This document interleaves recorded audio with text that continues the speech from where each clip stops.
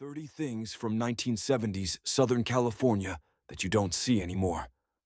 Have you ever thought about how some parts of everyday life just disappeared? The 1970s weren't just about bell-bottoms and surfboards. They were about long beach days, fun nights, and a time when life felt easy. Come ride with us down memory lane and see what made SoCal so special back then. We'll look at old hangout spots, cool stores, fun fashions, and more, all gone now. But the memories are still there. Let's go back for a while. First stop, a 25-cent cone from Thrifty Ice Cream. It was the kind of place that seemed to shimmer just a little differently in the late afternoon sun, where the ocean met imagination, and the air always smelled of salt and popcorn. If you were a kid in Southern California in the 1960s or 70s, there's a good chance you remember Pacific Ocean Park. Everyone just called it P.O.P, like a secret code whispered between seagulls and lifeguard towers. Perched on the border between Santa Monica and Venice Beach, P.O.P was more than just a theme park. It was a breezy blend of carnival grit and futuristic flair. Built in 1958, it tried to be LA's answer to Disneyland, but with its own flavor. It wasn't polished or pristine. It was strange, wonderful, and just a bit wild. You might have strolled through its bubble-shaped corridors or gotten lost in its Nautilus-themed rides that made you feel like you were plunging into the deep.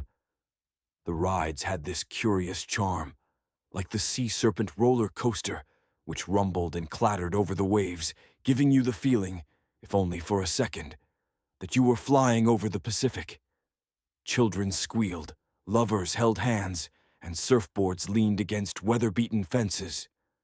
All around, the sounds of laughter mixed with the whirl of rides and the distant cry of gulls. Musicians played under the pier. Tourists came for the view, but locals stayed for the magic. But time has a quiet way of peeling back even the brightest paint. In the late 60s, as the world around it shifted, P.O.P began to fade. Maintenance slowed. Crowds dwindled. By 1967, the gates shuttered for good. The sea reclaimed what the people left behind. Today, there's almost nothing left, not even a plaque.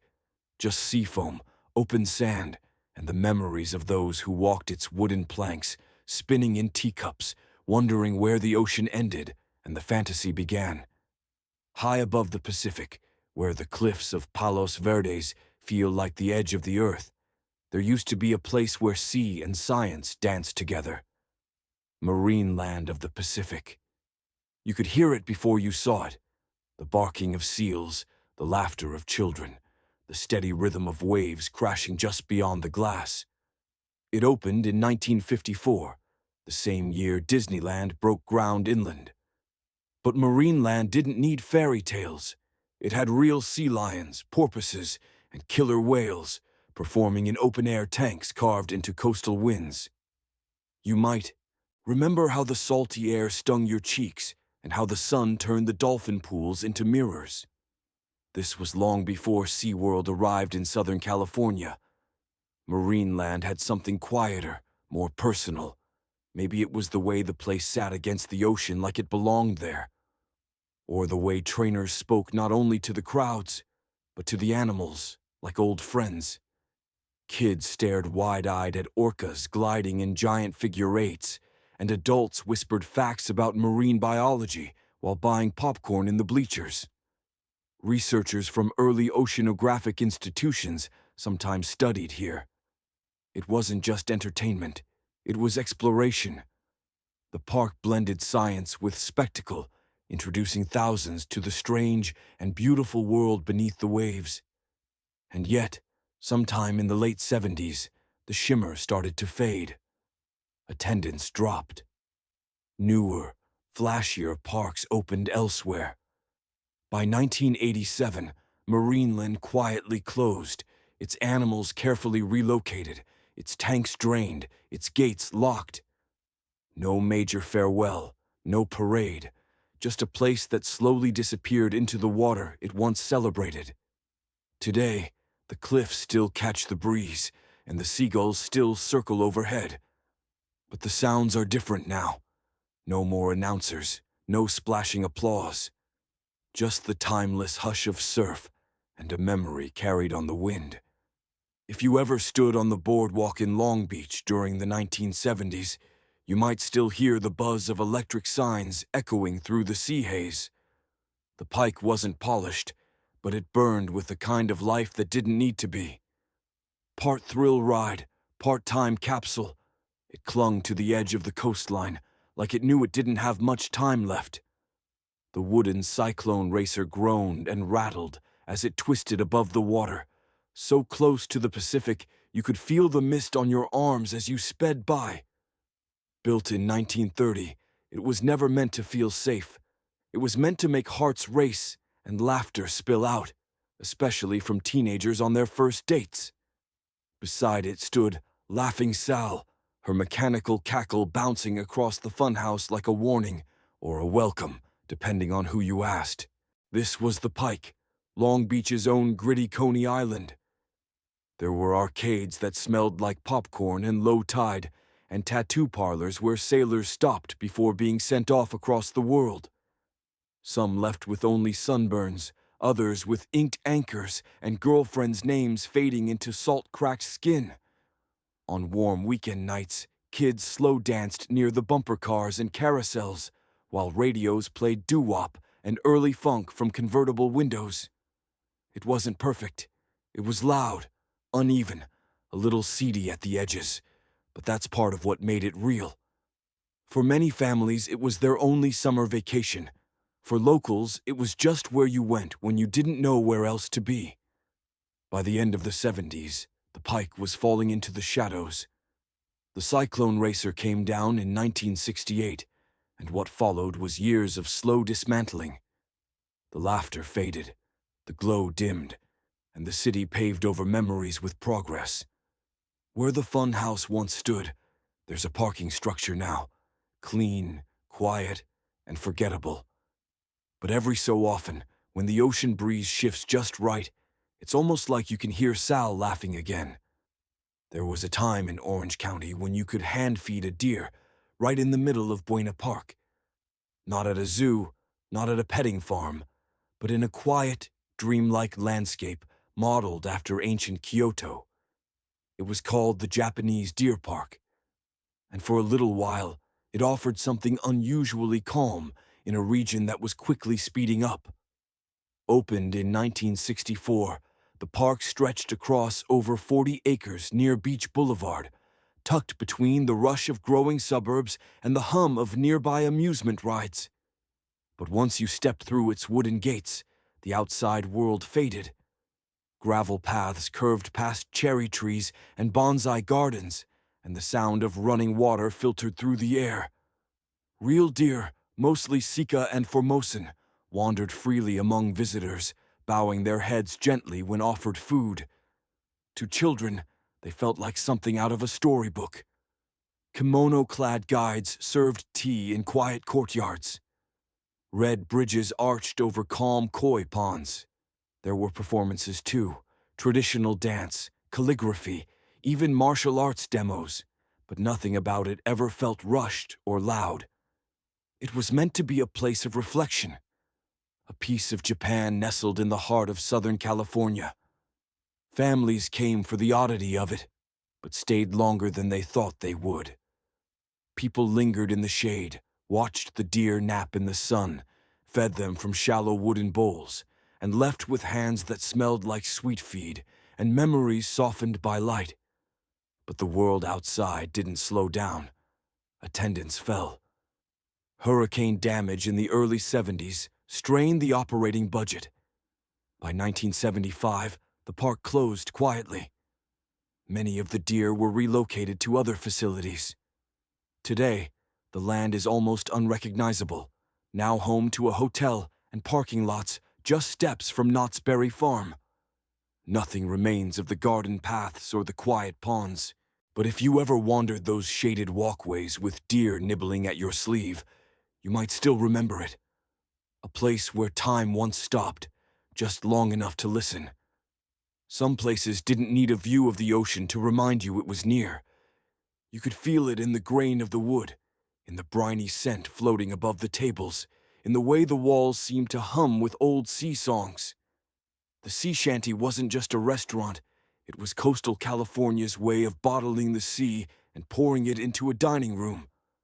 In the 1970s, these maritime havens lined roads up and down the Southern California coast. Not just one location, but a handful of them, each one a little different, but all sharing the same spirit. Low ceilings made of dark timber, thick ropes hanging like sea knots between booths, flickering hurricane lanterns lighting up plates of fried shrimp and warm sourdough rolls.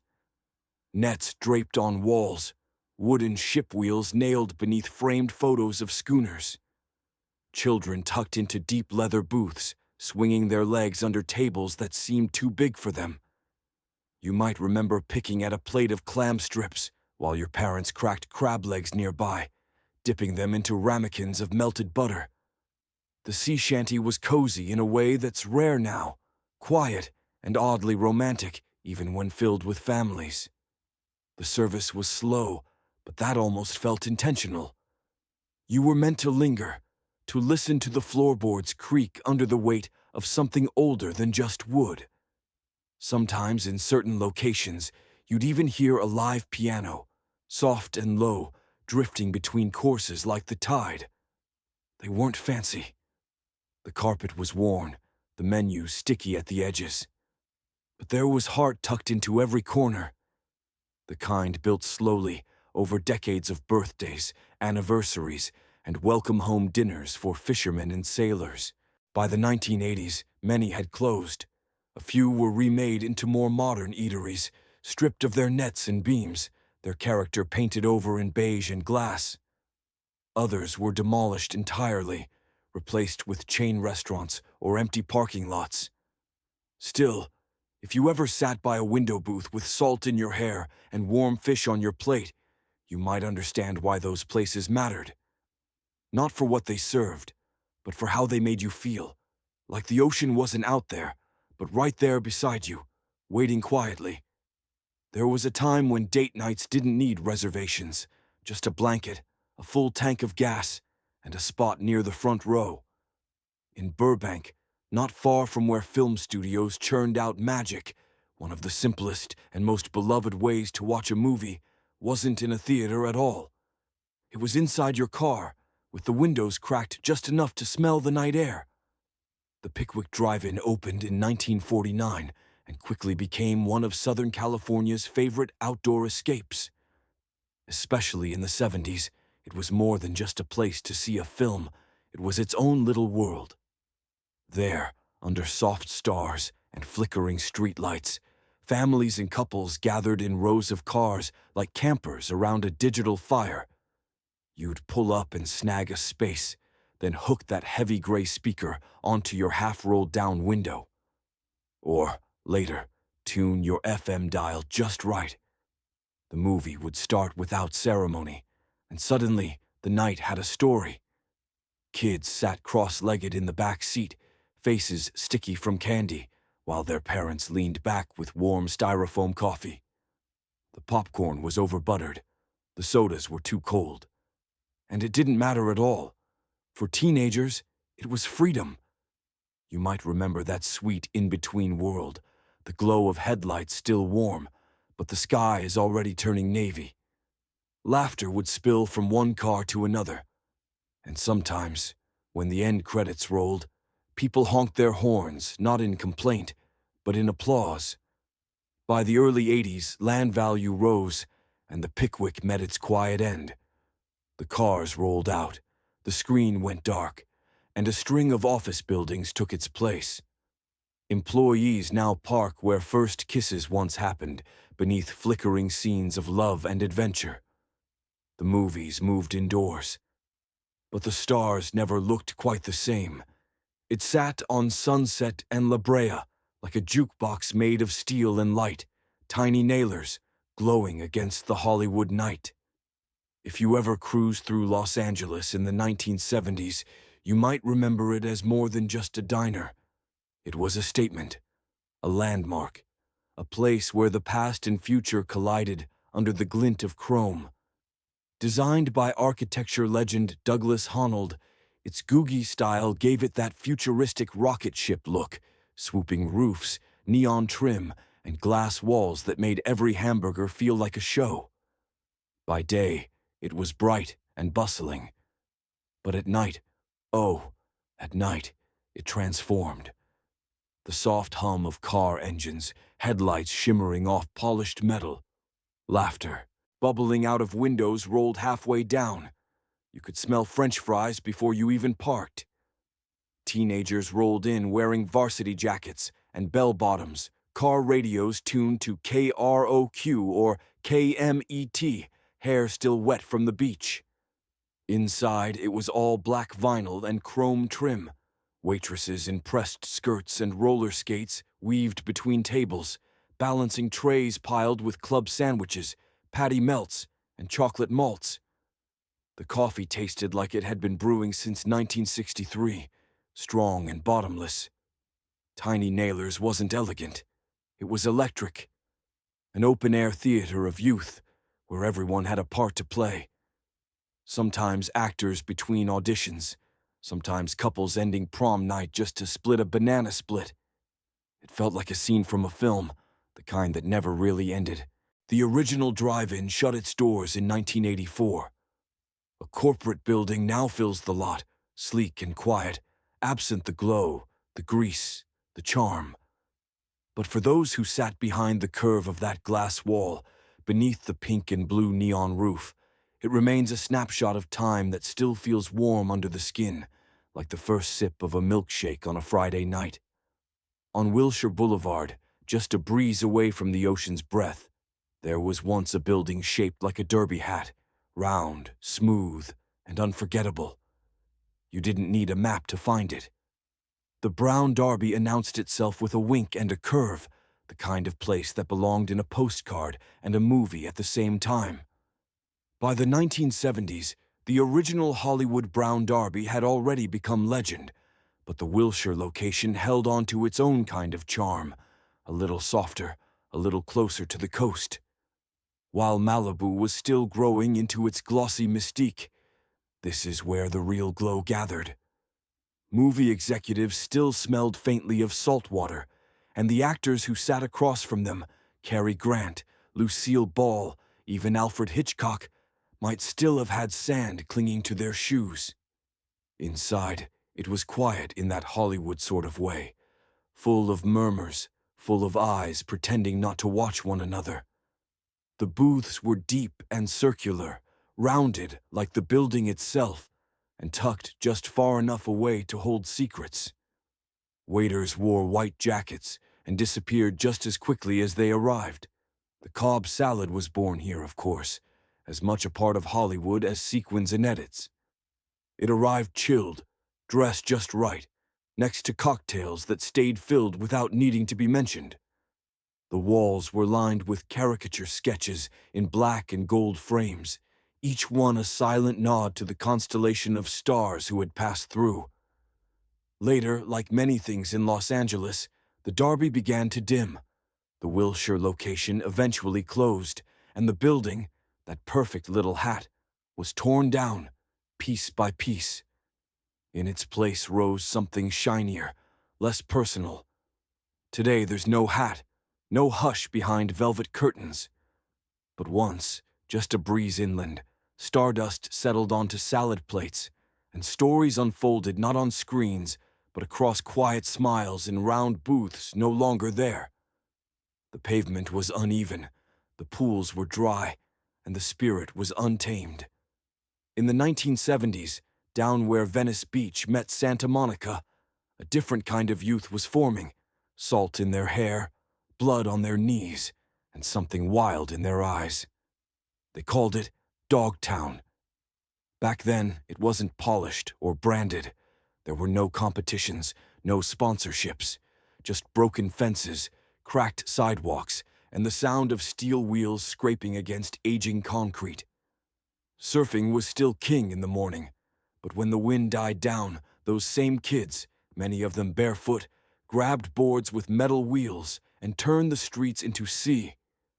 This part of the city had been forgotten in many ways, decaying just fast enough to be ignored by the rest of Los Angeles. But that gave these kids space to experiment. They rode aggressively, carving waves out of alleyways and school playgrounds. When the drought hit, backyard pools sat empty across neighborhoods, and one by one, those bowls turned into playgrounds. Faces like Jay Adams, Tony Alva, and Stacy Peralta didn't just change skateboarding, they helped invent it. Not in a lab, not with rules, but with scraped palms, near misses, and afternoons where sweat mixed with suntan oil and graffiti shimmered on the walls. Surf shops were scarce. Boards were handmade or passed down. Tricks were borrowed from wave riding, only now anchored in asphalt. Skateboarding became a way to reclaim something, to take back crumbling spaces and turn them into stages. And for a brief window during the 1970s, that corner of coastal California became the center of an underground movement running on adrenaline and rebellion. Today, skateboarding is global, televised, organized. But the roots still live there, in the golden cracks of Venice Beach, the faded paint on garage doors, the backyard pools that echo with quiet turns, and the memory of kids who once surfed the sidewalk because they had nowhere else to ride. It stood like a wooden nerve center at the edge of the Pacific, stretched out over the sea in a half-moon curve that cradled the breeze. Before the fire of '88, the Redondo Beach Pier was something else entirely, a kind of weathered palace held up by salt-worn stilts and shaped by the rhythms of the tide. You might remember how it sounded before you ever got there. The high cry of gulls, the slap of waves against the pylons, and somewhere in the mix, a harmonica or an old acoustic guitar being played just out of tune. There were always people on the pier, locals, day trippers, kids with sticky fingers clutching churros or tossing greasy fries to pelicans that waited like seasoned regulars along the railings. The fish were almost secondary to the experience, yet every corner had a line in the water and a story being told. Along the wooden planks, time moved easily. You could hold a soda in one hand, a caramel apple in the other, and still pause to watch a seal poke through the surface with curious eyes. There were stalls that sold saltwater taffy, tiny seafood counters dishing out clam chowder in paper cups, and that old arcade humming in the center, where quarters clicked into place and laughter echoed against glass.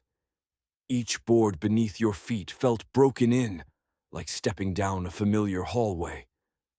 Couples leaned against the rails to watch the sun melt into the water. Fishermen knew just where the halibut liked to gather, and roller skaters made loops around knots of tourists moving too slowly. Then one night in May 1988, fire swept across it all, fast, wind-fed, and final. The flames didn't just take buildings. They took stories, smells, sounds, gone in one night and replaced by something safer but less alive. The rebuilt pier stands today, practical and polished. But for those who knew the old one, there's a trace that stays with you. A certain way wood creaked under your heels, or the way the ocean once laughed against beams that no longer stand. The names drift by like pages in a forgotten catalog. Zodi's, Fedmart, White Front, Gemco, the Akron. There was a time when these weren't just stores. They were Saturday. They were where weekends unfolded beside linoleum floors, where parents chased sales and kids chased each other down artificial lighting aisles that smelled faintly of plastic and popcorn. You might remember how those places felt. Cold air hitting your face as the automatic doors swung open, the faint static hum of fluorescent bulbs overhead, and the thrill of digging through bargain bins for something you didn't need, but had to have. Zodi's had that red-lettered sign that practically shouted from across the shopping plaza. Fedmart seemed to have everything from tires to TVs, back when memberships felt exclusive and the prices whispered of post-war optimism. At Whitefront, those wide glass panels promised deals before you even stepped through the entrance. And the Akron, well, that place was something else. Part department store, part curiosity shop. The Akron didn't feel like any big box store. It was where you went to find something strange, something decorative, something no one else at school had. Every corner held something new. Lava lamps, ceramic frogs, patio furniture in February. And for all the kids who begged to go along on the errand run, it wasn't for toothpaste or socks. It was for the toy aisle. That sacred space with shelves that were towered with model kits, cap guns, plastic dinosaur jungle sets, and the unmistakable shine of a new Hot Wheels blister pack. When feet grew tired, there was always Woolworth's lunch counter, a grilled cheese in wax paper on a warming plate. Or, if your mom had the patience, a meal at the Sears cafeteria. You could smell the meatloaf before you saw the trays. It wasn't fancy, but it felt special. Chairs that squeaked against the floor, booths lined with vinyl. It was comfortable, softened by routine. Most of these places disappeared quietly. A sign came down, another name went up, and before you knew it, the memories were the only part still standing. Many of these old retail giants sit beneath boutiques now, or coffee chains with soft music and Edison bulbs. But when you pass those lots, the ones that look a little too big for what they hold now, you might still feel it. The echo of shopping carts on concrete, the creak of escalators, and the soft rush of air conditioning signaling that you were home, if only until the groceries were done. There was something about the way that scoop sounded. Press, click, turn, tap. It was rhythmic, dependable, like a little drum roll leading up to a simple delight. At Thrifty, the ice cream didn't come in swirls or swanky glass dishes. It came as a perfect cylinder, neat and cold, balanced on a plain cake cone. And in the 1970s, it only cost a quarter. You might remember walking in with sand on your legs, hair still damp from the beach, a few crumpled bills in your pocket, or maybe just that single coin you begged from your dad while he filled a prescription. The ice cream counter sat near the pharmacy, gleaming and clean, behind a curved glass case that was always smudged with fingerprints. There were no bells or buzzers, no whipped cream mountains, just barrels of color and flavor. Rainbow sherbet, chocolate malted crunch, black cherry, butter pecan, mint and chip. The worker behind the counter wore a white apron and didn't ask you to sample, or build, or customize. You pointed. They scooped. That was the deal. Some flavors melted faster than others, and by the time you stepped out into the sun, it always became a race between your tongue and gravity. The first drip meant it was officially summer. Thrifty wasn't a show. It wasn't a treat you dressed up for. It was about access, a tiny, daily joy. You didn't need to plan for it, save for it, or even sit down. It was a joy you could hold in one hand, even if your shoes were still full of sand. Today, Thrifty ice cream still exists, tucked away in modern-day Rite Aids. The scoop isn't as cheap, the counter's not as bright. But if you close your eyes with a cone in hand, the flavor might bring it all back. The sandals slapping on hot sidewalk, the bell above the door, and that one sweet click of a metal scoop, promising you don't need much to feel happy. The wind came in soft at night, and the flames seemed to answer it, like breath meeting breath. Along the Southern California coastline in the 1970s, bonfires were more than just warmth. They were gatherings, rituals, something close to magic. And you didn't need a clipboard, a permit, or a reservation to light one. All you needed were friends, driftwood, and a slow-burning sunset. You might remember how your footprints sank into the cool sand as you made your way down, paper bags rustling with graham crackers and marshmallows, a cooler humming with soda cans, and maybe a scarab or two playing from someone's tinny speaker. There were fire rings scattered along the beaches back then, from Huntington to Dockweiler, and almost never entirely empty after dark. The fire crackled in the center as voices leaned in around it. Sometimes someone brought a guitar, and the chords hung in the night air like sea mist. A few chords, a loose verse. That was enough. You didn't need talent, just the nerve to sing under stars, barefoot and sunburned. Stories came out slowly, handed from one person to the next, like foil-wrapped corn fresh off the flames.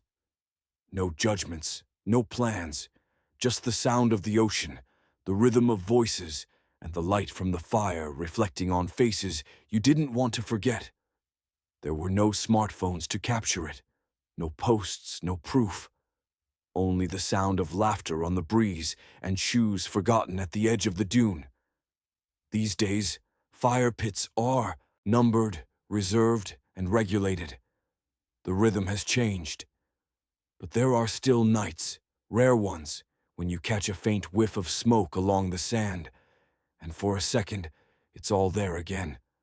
The song, the salt, and the freedom you didn't know you'd miss so much. The wheels clicked against the concrete with a rhythm that matched the music. Somewhere between the sand and the street, Venice Beach in the 1970s turned into its own kind of disco. But there were no velvet ropes or glowing dance floors, just sun-faded pavement, portable radios, and people who knew how to move under the California sky. It wasn't unusual to see someone gliding past in sequined shorts, knee-high tube socks, and a crop top that shimmered in the late afternoon light. Roller skates weren't just a form of movement. They were fashion, expression, a rebellion wrapped in sparkle and sound. The boardwalk became a stage. People brought their boomboxes down, tuned into KJLH or the funkier fringe stations, cranked up the volume, and let Parliament Funkadelic or Earth, Wind and Fire give them the beat. Everyone had their own spin. The slow-swaying couples, the high-step strutters doing spins like dancers on 8 wheels, even little kids in wobbly motion learning to feel the rhythm under their feet. There was an unspoken choreography to the whole thing. You didn't need lessons. You just had to feel the music and let it carry you. The energy wasn't about showing off. It was about showing up, bringing your color, your laugh, your cassette of mixtape gold. Some came dressed in polyester and gold lame, others in whatever they'd thrown on after a dip in the ocean. But nearly everyone had a groove. Evenings would stretch on and on, long after the sun had warmed the pavement smooth. Neon signs from the arcades flickered just behind the breeze, and you could still hear the faint thump of bass as wheels spun in wide, looping circles. That rhythm's quieter now. But if you're ever walking the boardwalk and you hear music that seems to bounce more than play, don't be surprised if a gust of air carries back the glint of glitter and chrome. Just a shimmer from a time when Venice rolled to the sound of its own disco heartbeat.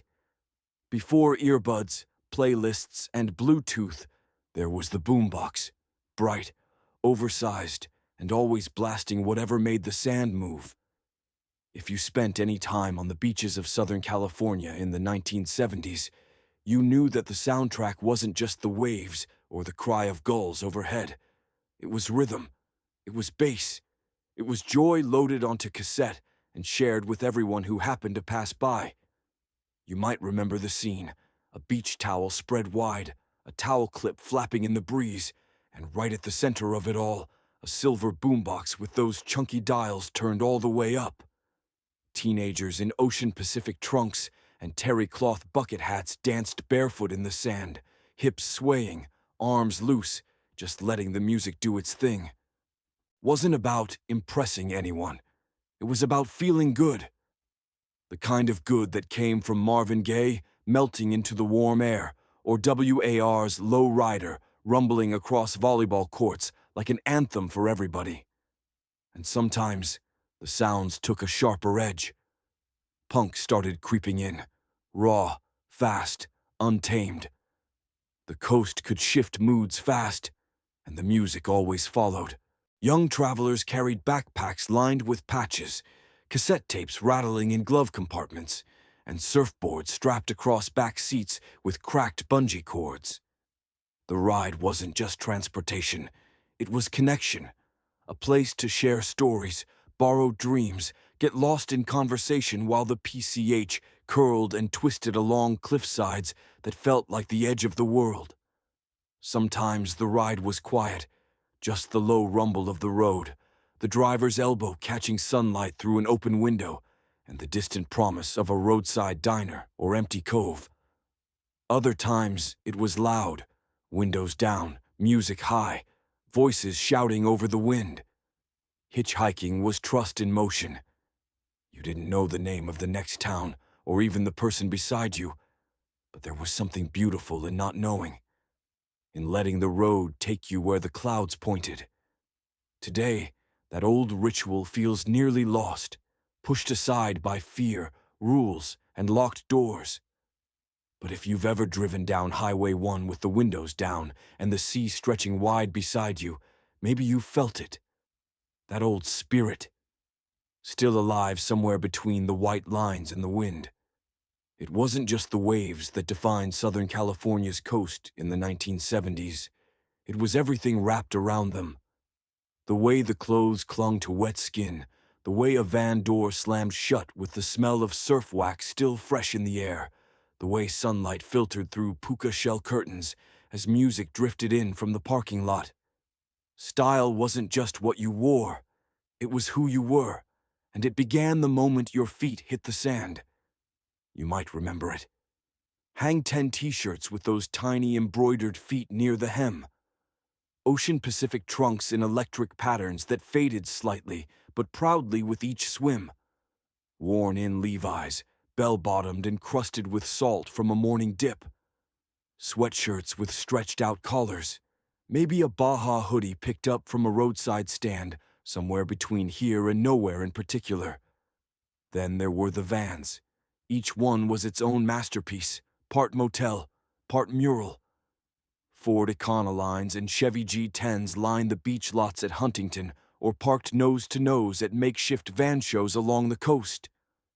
Bright paint jobs, cliffs, waves, nebula sunsets, carpeting on the ceiling, fuzzy dice on the mirror. Sometimes even a bubble window on the side, right above a mattress someone swore they'd installed themselves. There were van clubs, club jackets, and weekend contests where miles were measured in music and coolness, not gas mileage. The surf shops smelled like neoprene and fiberglass. You'd wander in, not always to buy, but to browse and breathe it in. Try on a pair of Zephyr shorts, flip through bumper stickers. Maybe ask about the new lightning bolt boards, even if you couldn't afford one. And then there was cruising. Evenings on Sunset, long before traffic turned it into a crawl. You'd roll with the windows down, elbows on the sill, stereo blaring something. Loose and alive. Seals and Crofts, Tom Petty or the Eagles. Songs that felt like they were made for asphalt and golden light. You didn't need a destination, just enough air in the tires and enough gas to chase the horizon. That whole look, the shell necklaces, sun-bleached hair, patched back denim, and sleep-in shorts, wasn't manufactured. It grew from the sand up. And while the brands have changed and the billboards have multiplied, sometimes, just after heavy rain washes the city clean, you catch a glimpse of it again. A barefoot kid on a longboard, a rickety van with surfboards on top, the last strands of daylight hitting fabric printed with waves. And you remember it wasn't just fashion, it was freedom, stitched right into every thread. Thanks so much for watching. What do you remember most about that era? A world without smartphones or the internet that shaped daily life in such unique ways. And how does it make you feel about modern life? Share your memories in the comments below. If you enjoyed this trip back in time, don't forget to like, subscribe, and hit that notification bell so you don't miss our next nostalgic journey with us. Thanks, and we'll see you soon.